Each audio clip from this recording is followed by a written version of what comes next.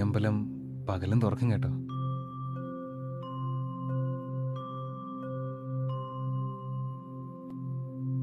മനസ്സിന് സ്വൈരം തരാത്ത മക്കളുണ്ടായാൽ പിന്നെ അമ്മമാർക്ക് രാത്രിയും പകലും ഒന്നുമില്ലല്ലോ.